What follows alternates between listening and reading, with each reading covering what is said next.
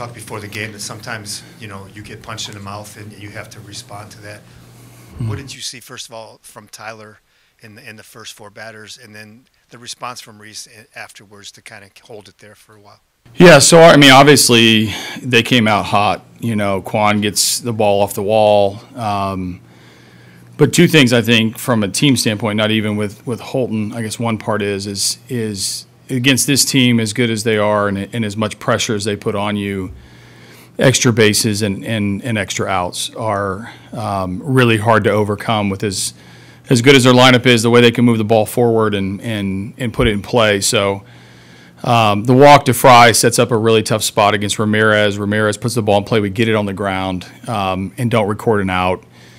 And then, you know, it just kind of spiraled there, and then Lane Thomas gets the big hit. So, you know, when they punch you with 5 in the first, it's hard to overcome. I thought Holton rarely gives up back-to-back anything, let alone like guys getting on base, and we never recovered. The mound visit with Olson, what was the concern there? First, it just looked like he was hobbling a little bit, and I was worried about hamstring, calf. Turned out to be nothing, but he just said his you know, kind of felt something around his knee, but it was nothing. He just was limping on the way back to the mound. So with the way that first inning was going, that, you know, kind of apropos, I was going to make sure that wasn't another alarm bell. What was your view of the McKinstry error in the first? Did he play himself into an in-between hop? Yeah, in-between hop, you know, it's you know, you get greedy a little bit and want to make a great play as opposed to just make the standard play, and the ball didn't carry to him probably as far as he thought it was, and then all of a sudden he caught himself on his heels with no real ability to make an adjustment, and you're at the mercy of that next hop, and it looked like it ate him up. So.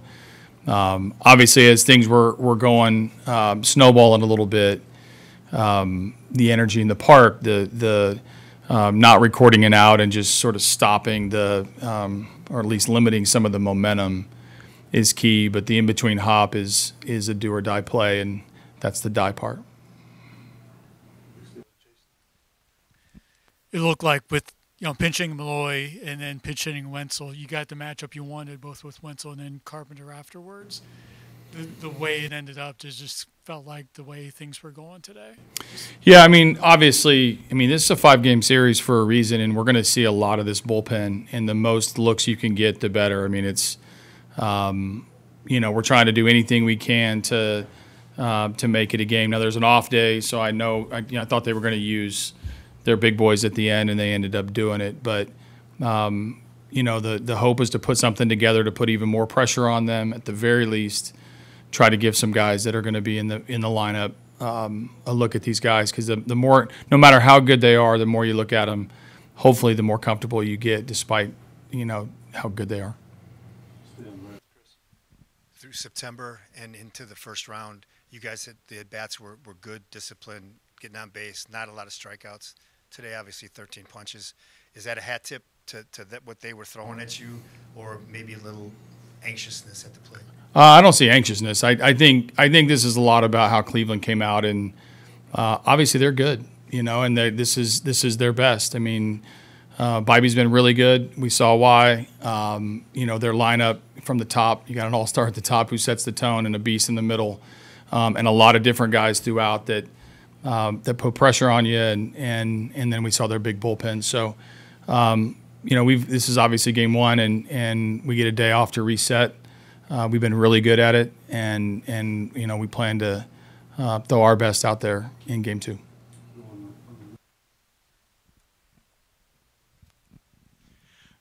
We assumed we'd see Olson at some point. Was there any hesitancy using him in that spot with runners on base? We haven't seen him in that situation yet this season, and was there consideration going? Hesitation. I mean, you know, obviously, you know, we told him early in the day that the Lane Thomas at bat was going to be it, and if you look at the next two Lane Thomas at bats, that was a little more what we drew up. I mean, sometimes their guy beats our guy, and Reese was ready, and no excuses, and we've been doing this with virtually our entire roster.